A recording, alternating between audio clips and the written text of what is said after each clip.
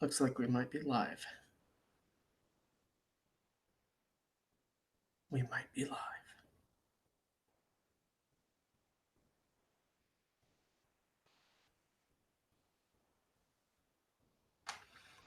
Bear with me as I try and gather some folks around that may or may not be. Hey, Larry King, long time no see. Trying to gather some people. I'm going to send out some invites.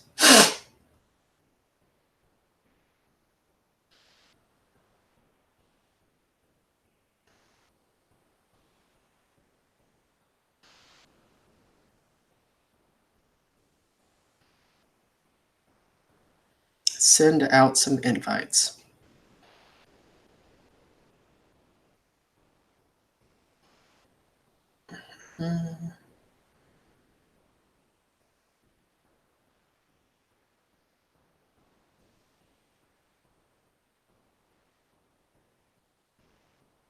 It looks like we'll be starting in about 5 minutes. So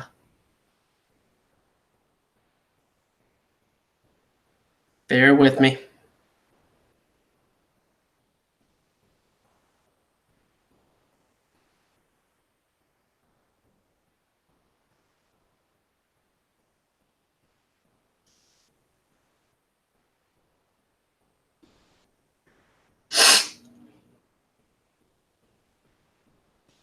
And in the meantime, we'll read something. I don't know. Hollow Earth. Yeah, that deserves its own separate. Do you think there could really be a three-way conversation? Flat Earth, Hollow Earth, Round Earth. Hollow has to, is a subset of round, or not round. Oh, whoops. Hollow is a subset of spherical, because you can't have a hollow flat. I guess. I mean, maybe you could have a hollow flat and a hollow sphere.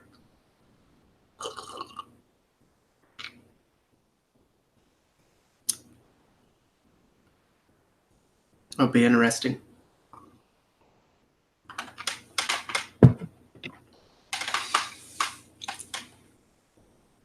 So just as a preface to this situation, this conversation, the purpose of this conversation that I'm about to have is to come to some sort of understanding that those that are on one side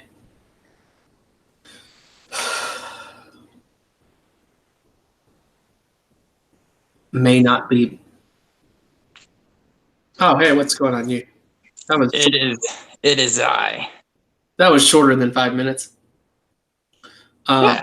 I was just trying to give a preface saying that the people that are sphere Earth minded or flat Earth minded may not be as dogmatic as obviously a lot are, but not all of them are.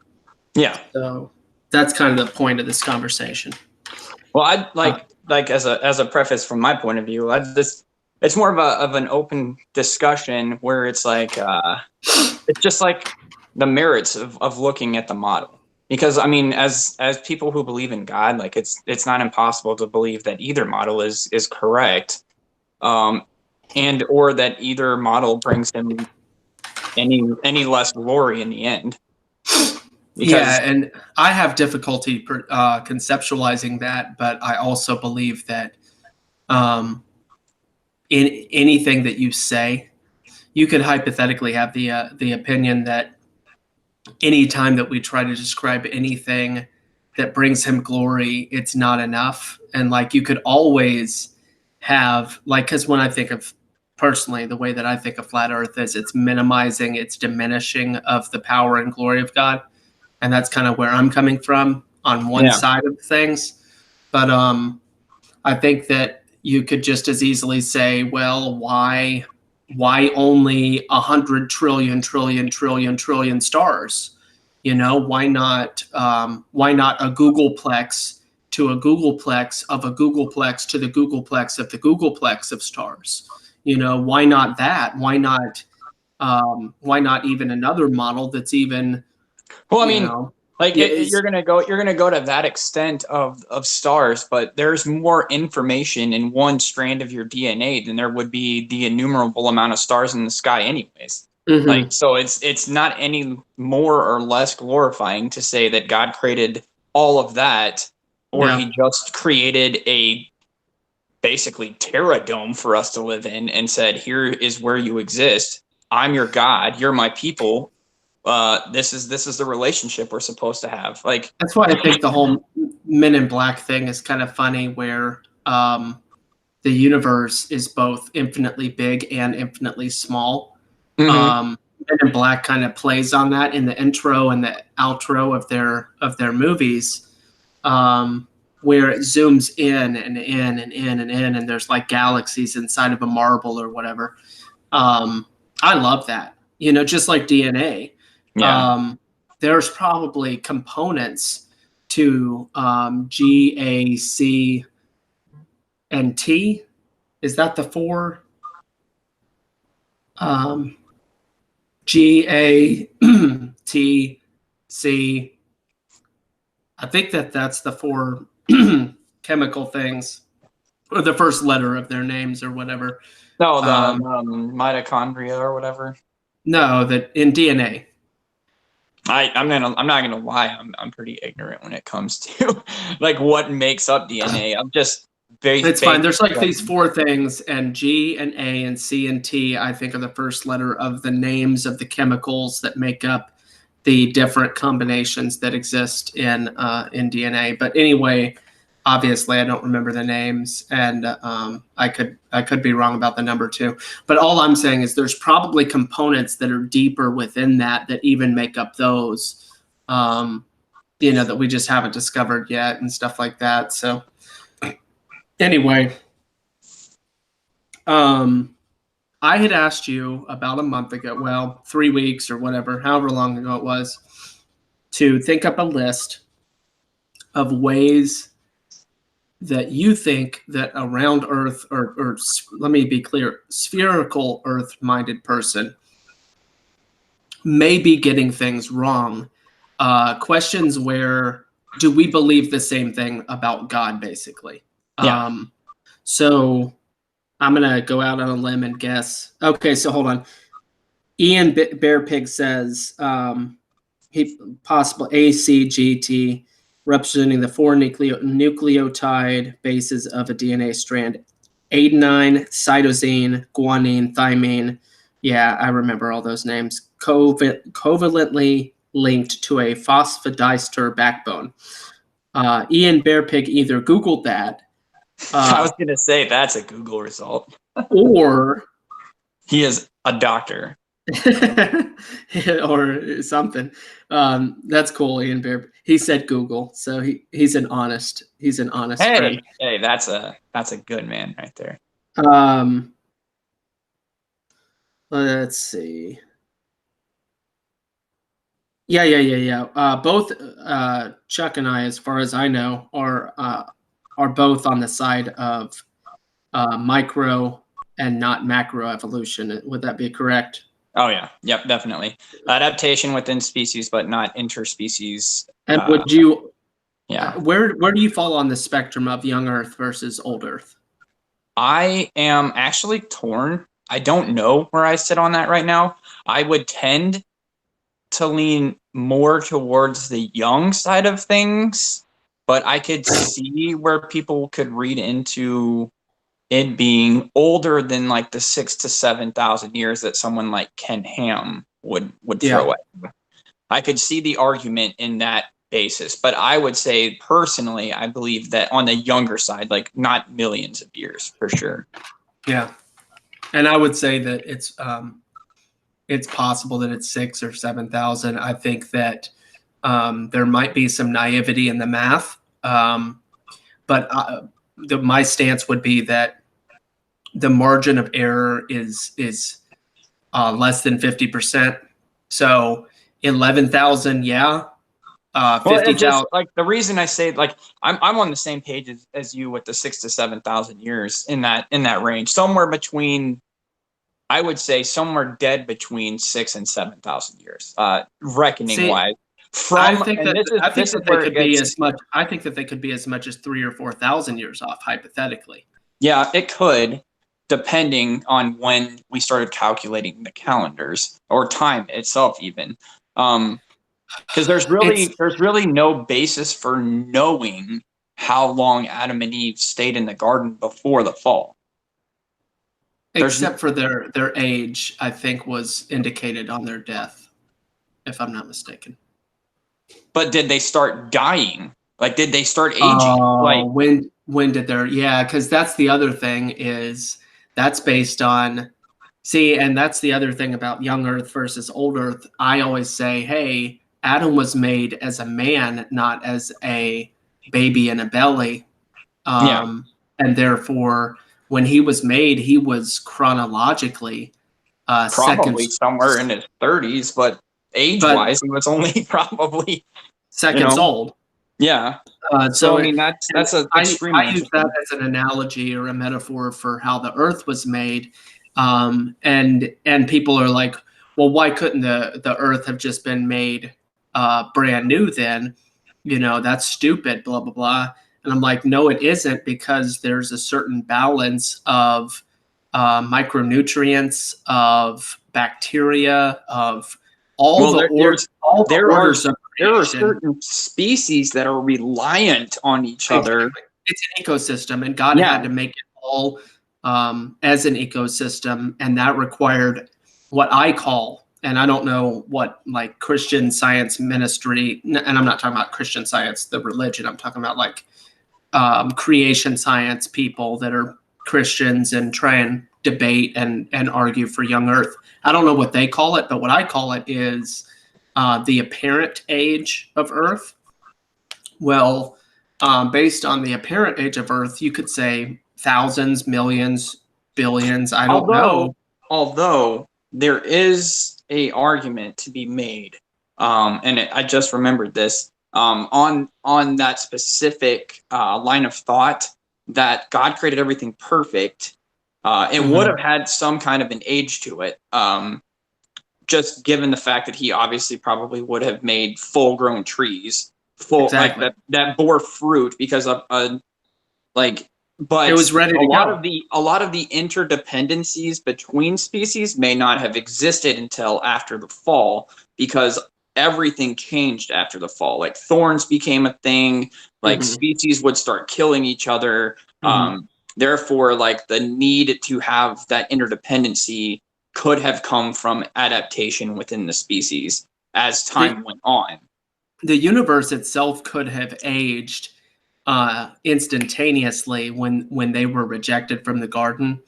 There could have been a universal event that that happened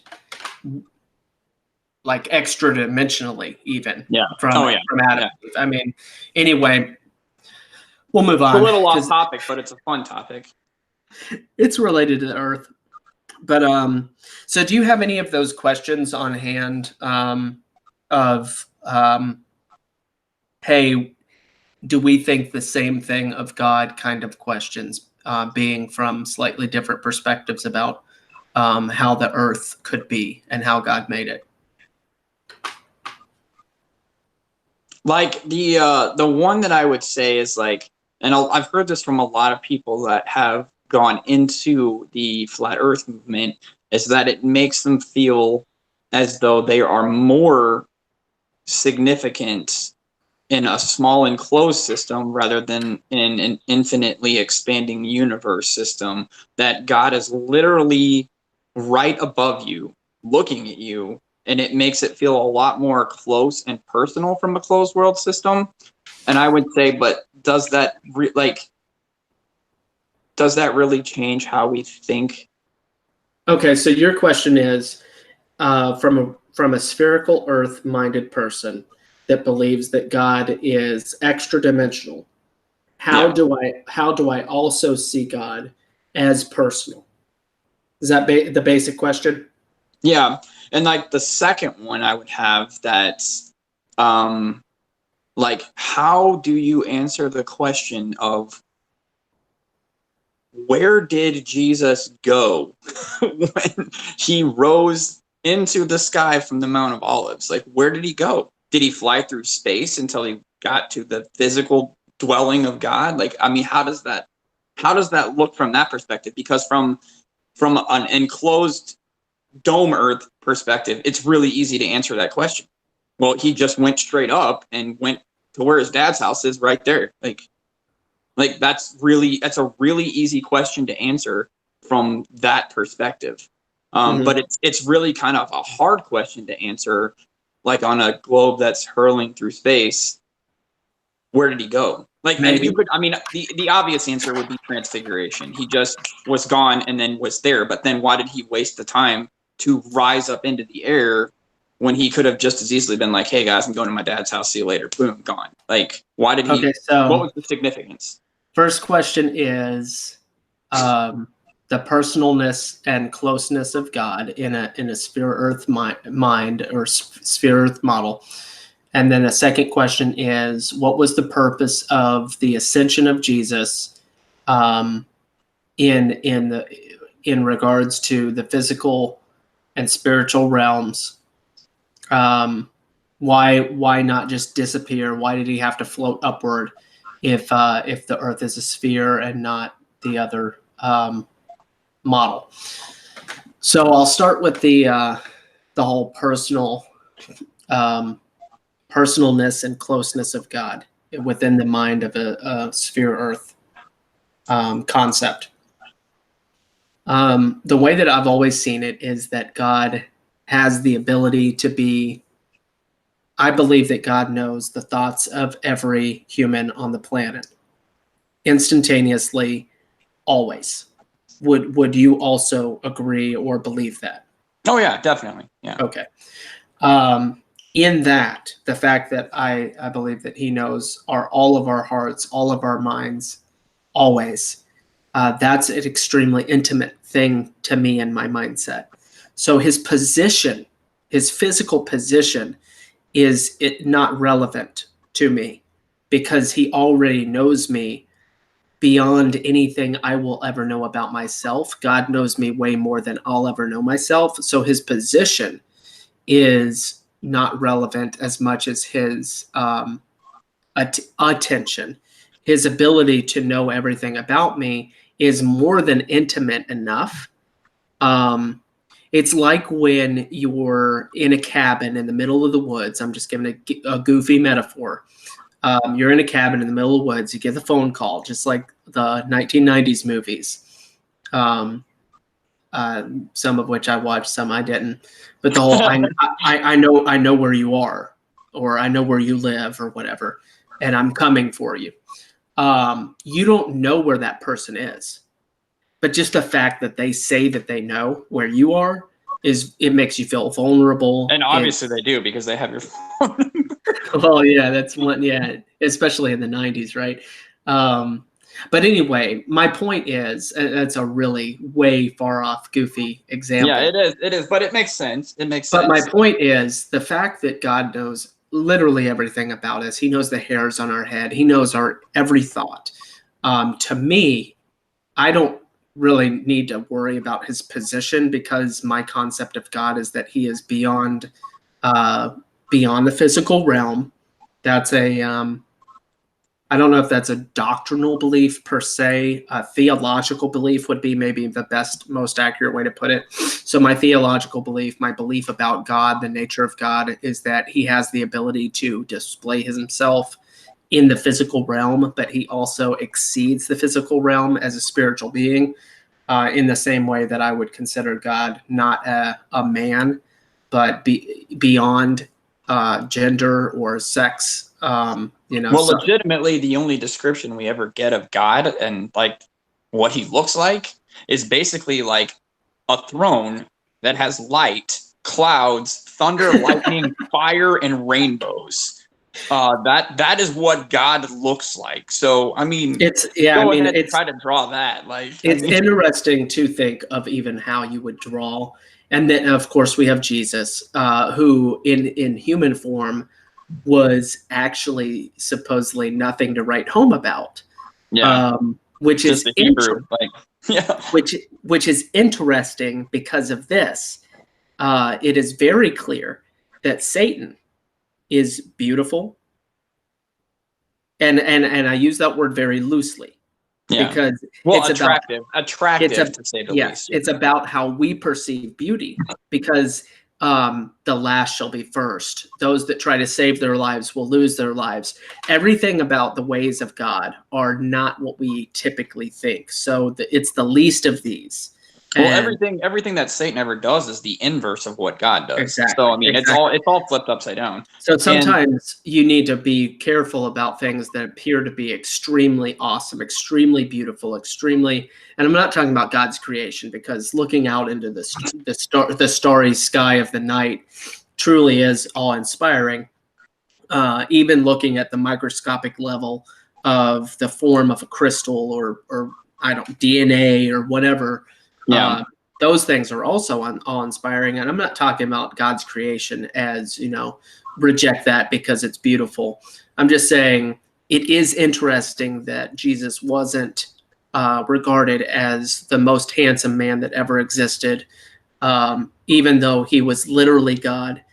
Well, he was a homeless guy. So, I mean, well, like it's in just the most literal sense, he didn't have a home. Like he didn't have a place to lay his head.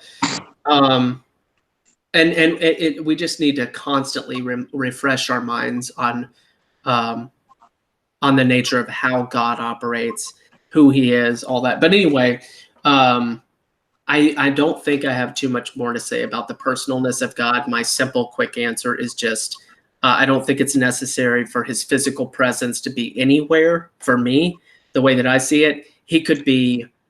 I just can't even. Okay, so well, this is where I say understand this is the where whole when flat Earth. we I understand the whole flat Earth idea of there's a dome and then there's a physical presence of God just above the dome. I kind of get that way more than I get the whole there's an endless galaxy in all directions and then I don't actually have a physical place to put God. But for me, I don't want and this is well, like there's I don't want there a to lot of be a people physical place for God, basically. Yeah, and a lot of people came up with the idea of that because of some scripture references that they're taking extremely literally, which is fine. And I mean, if that's how you want to take it, that's fine.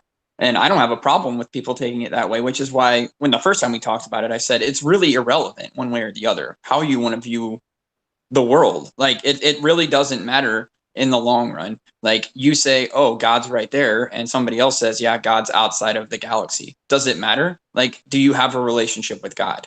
Like when at the end of the day, that's what it comes down to, which is why I said, like, you can disagree on this topic and it's not something that you have to break fellowship over, because it's like at the end of the day, we have a goal and a mission, and we'll find out at the end whether or not we were right or wrong. Like, I mean, it's not that critical. Like, it's to me, it's just fascinating, like to stretch your mind in that way and be able, because like condemnation without investigation is just ignorance. It's just ignorance. Like, if you just look at it and go, yeah, that's impossible, that's stupid, why would that possibly be the way it is? And that's as far as you're looking into it. Well, you don't have a basis to argue. Like that's just condemning without ever trying to see if there's a merit to it at all, which to me is just foolishness.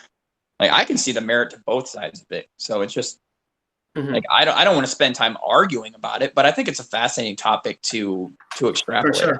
And I wanted to talk about some of the base, like these questions that you brought up, because I think that those are the most beneficial things for both people, whomever you are, we should be able to answer these questions. And if we can meet in the middle in regards to the answers to these questions, then we can actually get to the point that we're agreeing on what is most important. So let me answer the other point, and that was what was kind of the significance and or purpose of the ascension of Jesus. The very first thing that comes to mind in that regard is why he said he did it. So it says in scripture, and I'm paraphrasing because I'm just going to be, because we're keeping this a short stream, I'm going to be a little lazy. You guys can pull up scripture and stuff, but I'm paraphrasing. But Jesus said that he would be coming back the same way that he went up. So to me, it doesn't matter where he went, and that could be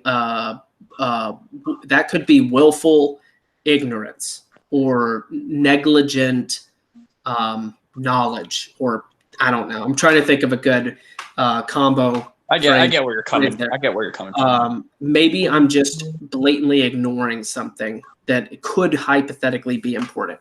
But I think that the reason that he went up and physically and visibly was why the Bible says that he did that, and that is because that's the same way he'll come back, in a physical way, which I think is significant if you take into consideration the spiritual and invisible nature of God.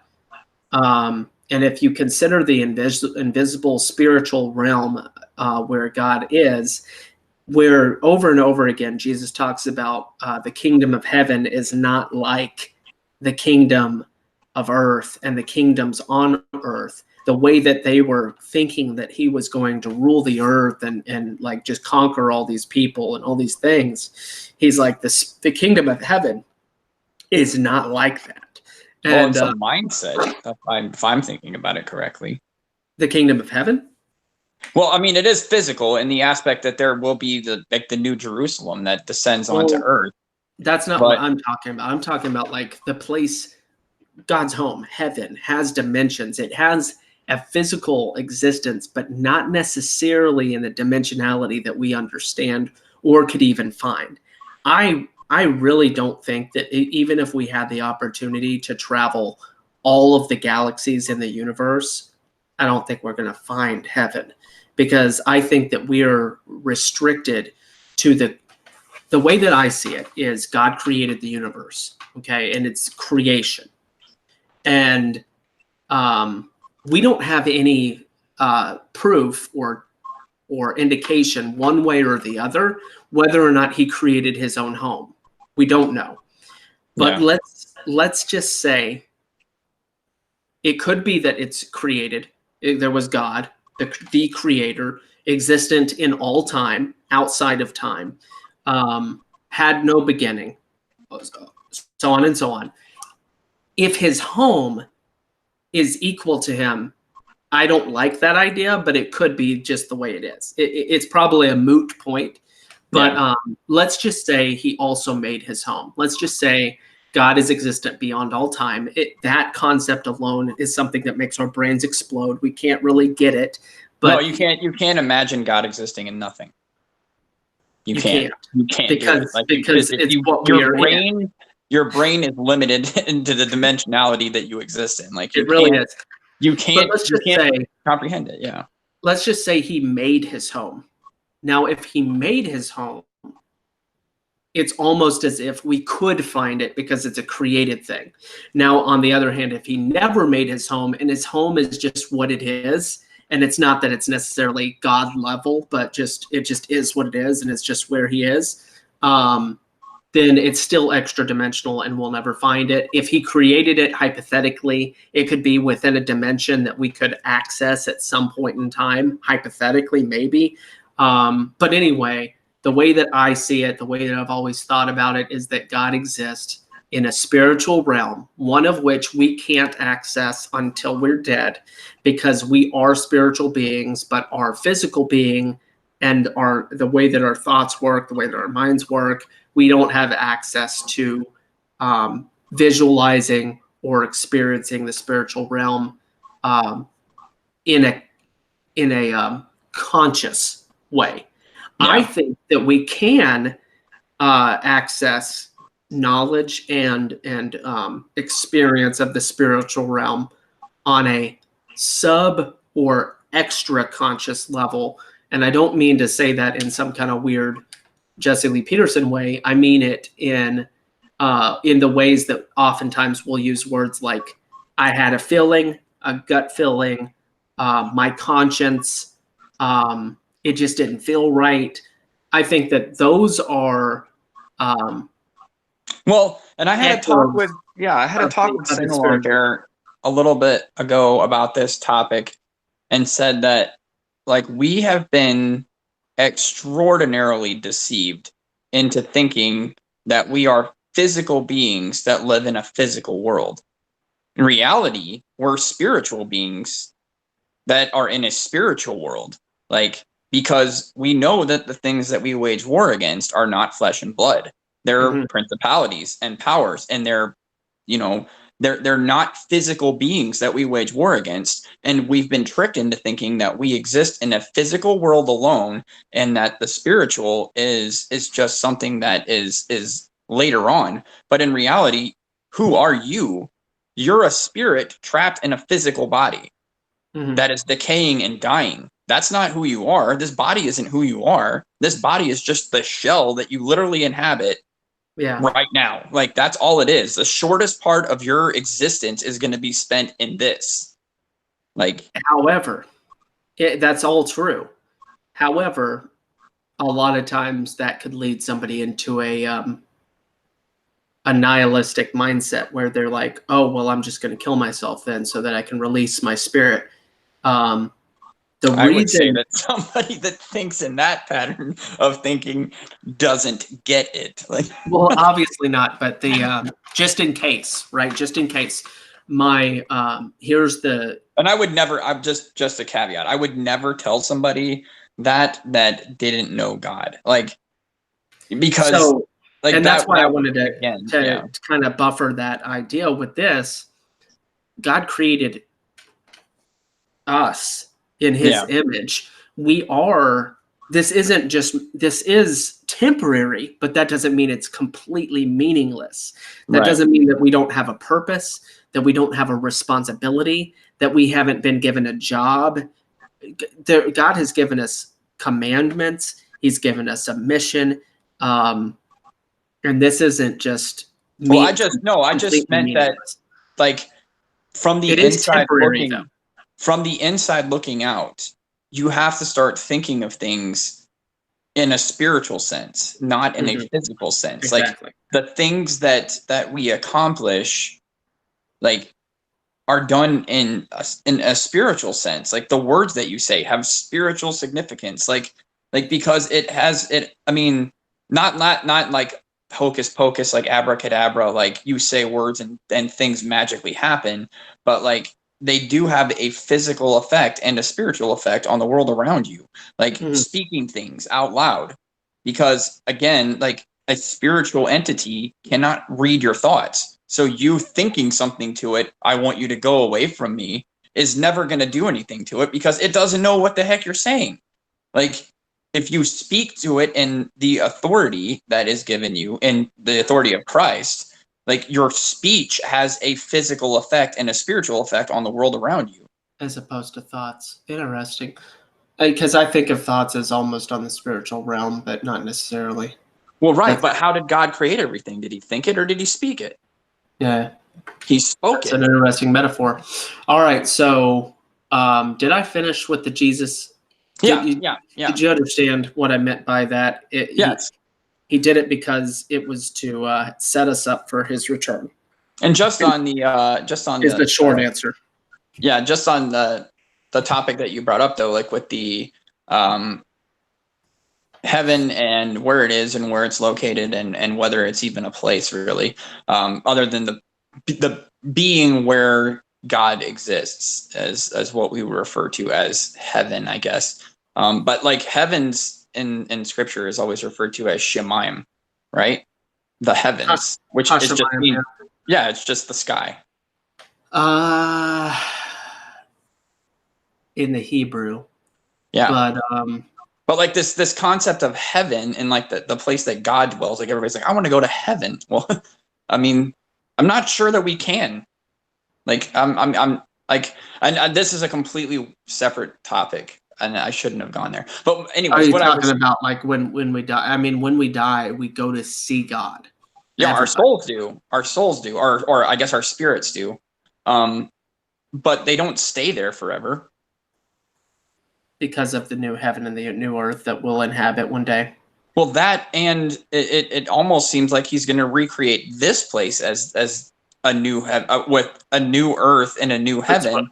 That's what I'm referring to. Yeah, and yeah, because like those who are alive and remain will be caught up together with him, but the dead in Christ rise first and re-meet their spirits with their bodies here. Like, and then we are always forever with the Lord. It doesn't say that we're going away, other than we're just caught up. Like, it doesn't say we're going anywhere with him, other than the fact that we're just going to be with him forever. But it says that the New Jerusalem is coming here. Yeah. So, I mean, it's an interesting thought that they're like, oh, I want to go to heaven. I'm like, well, I mean, that's not really the goal. Like, he's going to set up his kingdom here. Like, we're coming here. This is where we're going to be. Like, it's going to be recreated after he destroys it all with fire the second time, and everybody else is cast into the pit of fire. But it seems as though we're going to be here. That concept seems to prohibit the opportunity for interplanetary or multiplanetary habitation. What do you think? It does. Which is like why I said it's kind of a rabbit trail, but it is part of what makes me think that unless here is not cosmology. Here unless here is not here as in Earth, but here as in more of a Star Trek type existence where we can hop around as much as we like because the whole universe is our home, as opposed to just the Earth, because that's an option as well. Yeah, and it seems like when the Bible talks about the firmament, like the firmament was beaten out like with a hammer, like beaten out as in hot metal. It was beaten down, but it says that it is fixed or attached to the earth. And a lot of people will say, well, the firmament is just the atmosphere, and it's like, well, how is that attached to the earth? So like that's the part that starts to get confusing for me, and that's where like the enclosed cosmology, I guess you say, I start to see it have some merit. Okay, so what is the horizon to a flat Earth mindset? As far as you can see, I guess, in the distance, like I guess that would be the way that they would answer that. Like, as far as your view will allow you to see, like that's what the horizon is. And the argument for why I can't see, like the Eiffel Tower from here, Mount Everest, right? That's like 5 miles tall. The argument I keep on hearing is air density. Well, it's not so much air density as it's loss of vision. Like, your eyes physically can't see that far. Like, so what about the ship disappearing? Right, but you can get a telescope and bring it back into view, but even that has limits. But vertically. Yeah, that's what I mean. But like, it goes over the horizon, you get a pair of binoculars, and it comes back into focus. But it doesn't. It drops below because of the curve. Well, that's been completely disproven. It hasn't, though. It has. Like, if you get binoculars, it comes straight back into focus. Like, you can see the whole ship again. And then if you get it'll keep happening. Like, if you get a telescope, it'll keep happening the farther out you get. Like, until like the amplification of the Earth because of the curve. Right, but the calculation's completely off for that. I disagree. And that calculation was done by like people a couple thousands of years ago, and they were only off by the modern definitions and modern calculations. You're talking about the 8 inches per mile squared? I don't know the exact calculation. I just know that the 93 however many kilometers they say the circumference of the Earth is. 93 million miles, yeah. No, that's 93 million miles is the distance. Oh, that's to the sun. That's to the sun.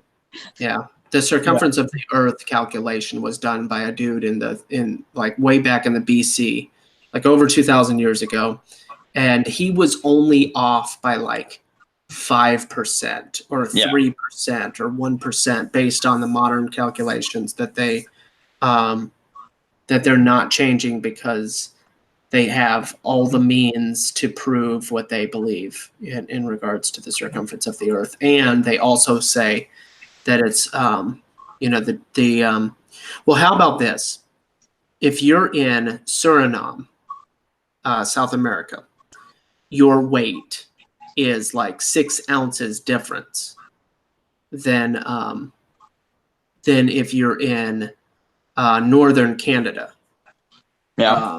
So like as you get towards the equator, your weight increases because your distance or decreases. Is it increase or decrease? I think it's maybe it should increase. I think it actually decreases because your distance from the center of the Earth increases, and therefore it has less of an impact.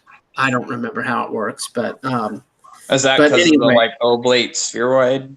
Because it is like it's thicker. The Earth is more thick at the equator than it is if you're at the North or South Pole, or even in Canada versus at the equator. And that's now maybe you have an idea on this one too, because this is one of the ones that like I can conceptualize the mass attracts argument as far as like gravity and everything it goes. Like I can conceptualize that until it comes to the fact that the Earth is spinning. Like how does the water not gather at the equator? Like that is something that's puzzling to me. Like because of acceleration. Because of the same reason that if you're traveling in a car, the same exact reason. You're traveling in a car and your car is a swimming pool. Let's say you have one of those really awesome California limousines that has the swimming pool in the back. They used to make these really cool limousines that also had swimming pools. I don't know if you've heard of it before, but they're like, I don't know, 100 and something feet long. Crazy long, super crazy limousines that were in California. I used to read about it as a kid. But anyway, a car with a swimming pool. Let's just go with that. Sure. You travel and you hit the gas and all the water goes back and starts sloshing, right? Once you hit 60 miles and you hold 60 miles an hour, the water, apart from the bumps in the road and the shock absorbers and all that, goes back and is perfectly level because acceleration and it's called velocity is the more technical physics term. Velocity is what affects objects, not motion. Motion is meaningless, basically. And motion, ironically, is stability. Motion, because you can be on a train, you jump up and down, and you land in the exact same spot, even though you're going 45 miles an hour. You can do the same thing in a cargo van going 70 miles an hour down the road, because motion's meaningless. Acceleration and velocity are what actually affect you. That's why you feel. So the way that I've understood it, I've heard a lot. I've heard both sides. I've watched tons of flat Earth videos. I've watched tons of round Earth refutations, all of that. But the point is, these are things that we can actually test in our own little tiny, cheap, poor lives. We can actually test these things. Simple guys that really didn't have a whole lot of financial backing or means thousands of years ago did the exact same thing. They looked at the stars, they charted the stars every day of their life for like 30, 40 years. And they were like, there's a pattern here. And other things, measurements and all that kind of stuff. So like the whole momentum thing. So would you say that the atmosphere and clouds, like it's the same because they're in motion with the Earth? That's how they retain their motion? Yeah, so Like that would be why like a helicopter, like because like 1,024 miles an hour or something like that is like how fast the Earth is rotating in order to have a 24-hour day given the circumference. So like that's like the atmosphere would have to be basically more or less like not attached to the Earth, but like moving at the exact same speed in order for you to not have like a helicopter take off and the Earth is just moving away from it. exactly. It's because it's all part of the same thing. And more so, part of how God has created things, but just there's not a change. The stability of the earth, the stability of its movement is actually what allows for that to not be crazy. If the earth was stopping and starting again, then it would be insanity. There would be no way that the atmosphere would be able to do what it does. But because since the beginning of time, it just is what it is, I can't answer the question as to why God made the world the way that he made it with it and the orbit, and why an orbit, why this, why that, and the fact that the earth orbits the sun and the sun orbits in a weird spirally kind of way supposedly, and that spiral travels around in a special kind of pattern in the Milky Way. I can't answer all of that. I have no idea why that would be the way it is, spiritually or physically, scientifically,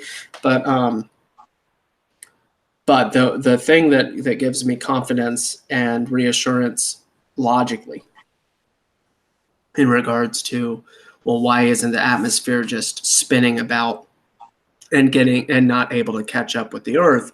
It's because it's always been moving and there's nothing to catch up with because it's part of the stability that God created. Yeah, and I mean I'm in the like I guess I'm in a weird camp either way. I think personally in my own mind, I'm either with Robert Sungenis's version of the Earth, or I'm kind of in Rob Skiba's camp of the Earth, and I really don't know which one of them I'd lean more towards, and I don't know if you know who I'm referring to with either one of those. I don't. Well, Rob Skiba is the enclosed cosmology dude, and Robert Sungenis is geocentrist, where he believes that the Earth is a globe, but he believes that everything is revolving around us. Like we are the focal point of creation, and everything else literally revolves around us. That model makes almost no sense. I mean, somebody has to be lying if that were the case, because of all the other planets and the sun and the way that it would just, the universe would have to be shifting. Have you saw Owen's video about how he tried to argue that he was sleeping less than his wife? Yeah. I think that's Owen's funniest video ever, by the way. That's my favorite. Are you sure you're not just sleeping more than your wife? It's literally the funniest video ever. Well, I mean, Robert Sungenis makes a ton of good points, though. So my point is, you would have to distort the shape and reality of things that we're told, and I mean that's fine and dandy, and maybe that's the case, but I mean that's basically both of the two arguments. So is that everybody's lying to us? Yeah, I know that's the premise, and that may or may not be accurate. But here's the other thing: you're driving in your car, and you're in the cabin. Now in an airplane, when you're going Mach, maybe the air does leave. Does the air if you're going Mach 3 or Mach 5 or whatever, is that the reason that they wear an oxygen mask, is because the oxygen in their cabin is actually being propelled backwards to the back of their cabin? Yeah, and there's no air pressure. They have zero air pressure, so they have to have. Is the air? Here's what I'm asking. Let's see if I can physically show. So here's their head, or here, right?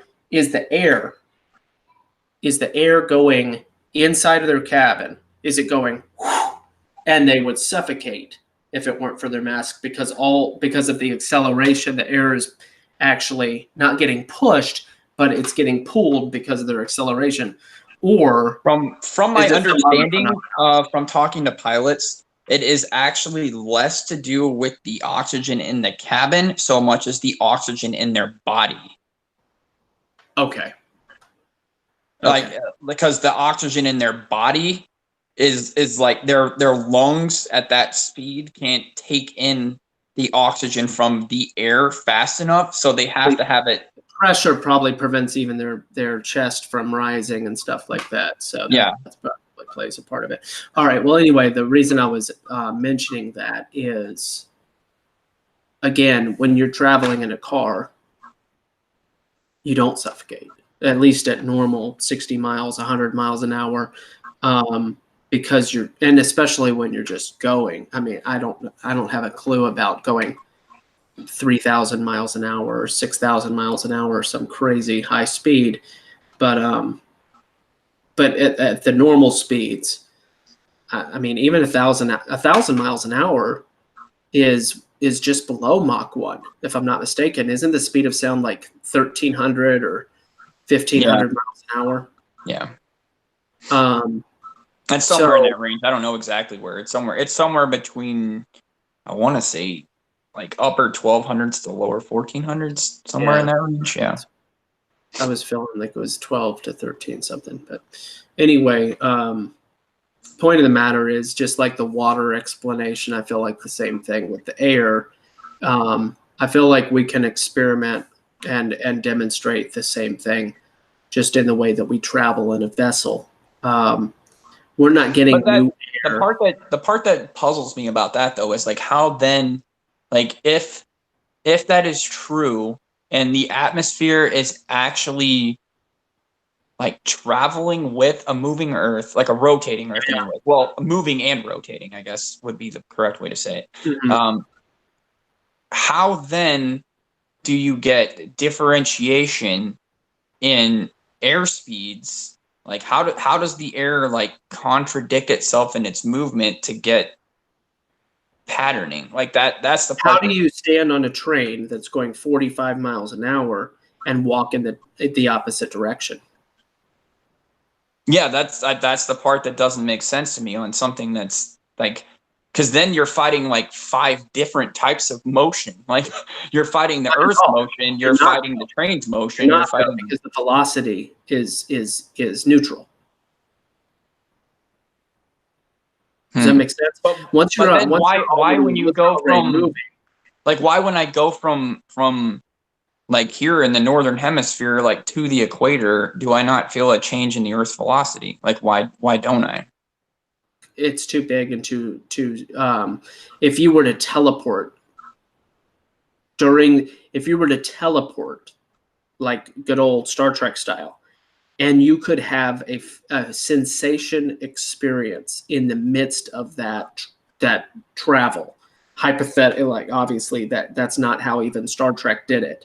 You didn't experience a sensation during the transfer. In fact, the terrifying thing about the way that Star Trek worked is, hypothetically, it created a duplicate of you every time and destroyed the original. That would be horrifying.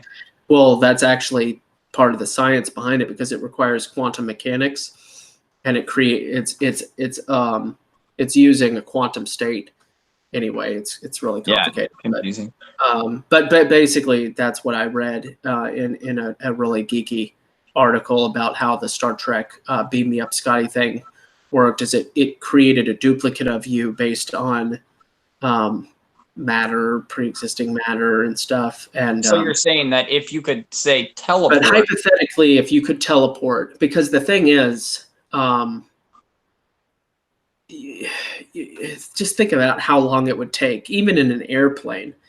It's just there's no way to travel fast enough to experience the difference, because the difference is actually, like I said, if you're in like way at the top northernmost part of Canada, or let's say you're at the North Pole, just for kicks and giggles, you're in the center of the North Pole, and your weight, you weigh yourself, and then you go to the edge of the equator. You're on the equator line, and you weigh yourself.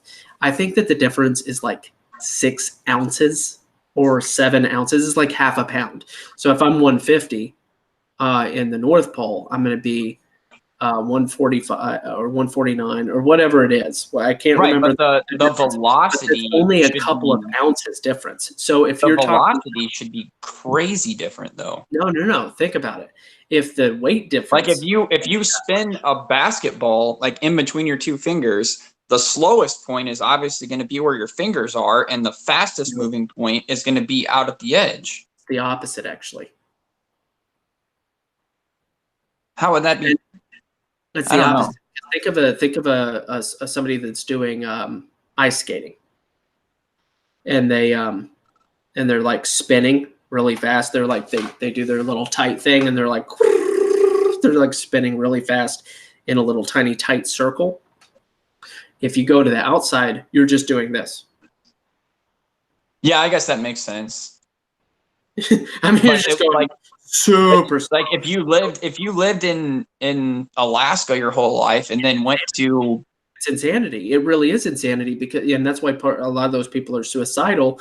No joke, is because part of the year they're having like, and then you have to factor in that there's a tilt of the earth and all that stuff too.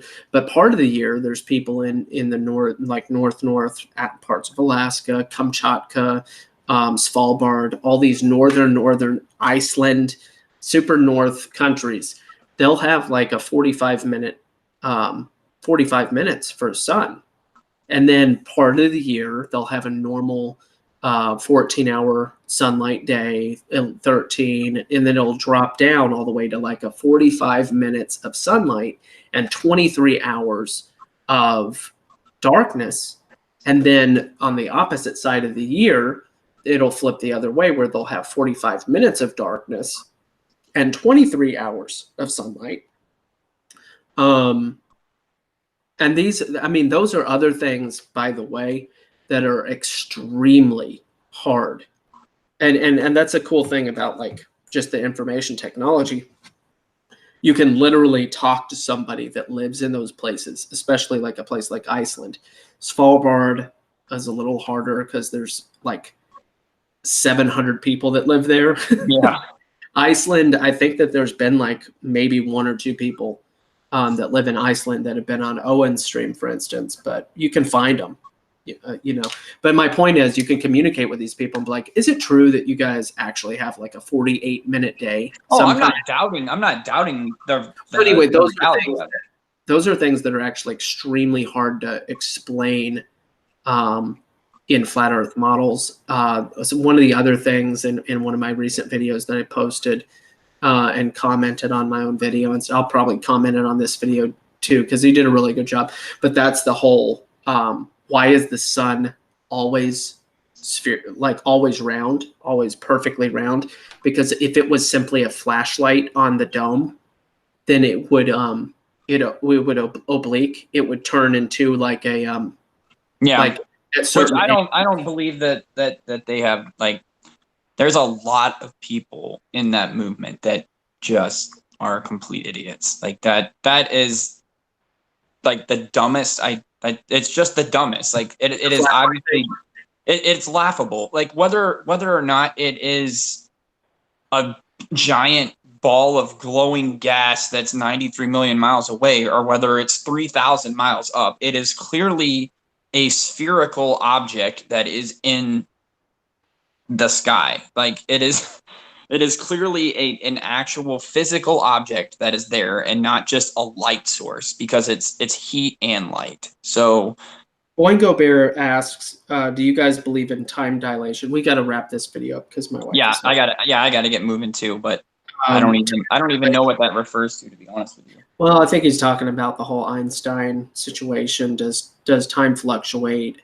I think that it's provable that it does. Hypothetically, when Usain Bolt runs a race, and he has a watch on his wrist, and Usain Bolt is running his thing, and then they're timing the race, and he's timing the race on his watch. mathematically, that this is what they say. They say that his time of how long he took to run the race will be like 8 femtoseconds. Mathematically, that's just a tiny number, but it's measurably different than the guys up in the stands watching him do the race. Not because of accuracy of when they click the button, but just the nature of motion and how motion affects time. There are some aspects of that are even more observable. The time of the clocks on the space stations versus the time back down on the ground. After a year, they're off a couple of minutes. There are provable things that are very strange about how motion affects time. That's weird. I don't have any concept of how that works. I don't either. It's very weird. They seem to have indicated that it is part of nature. It is part of science. I don't know how I could perceive of it in my own personal experiments because it's on such a tiny, tiny, tiny scale. And I don't really have the capacity to go thousands of miles an hour to test it. But if it is the case, it's fast. It is fascinating. It's interesting. It is. And it's fun stuff to look into and stuff that I fully intend on asking questions about later on in eternity. I know, right? It probably indicates a little bit of the lesser importance of what we perceive to be some of the most important things, such as even the measurement of time.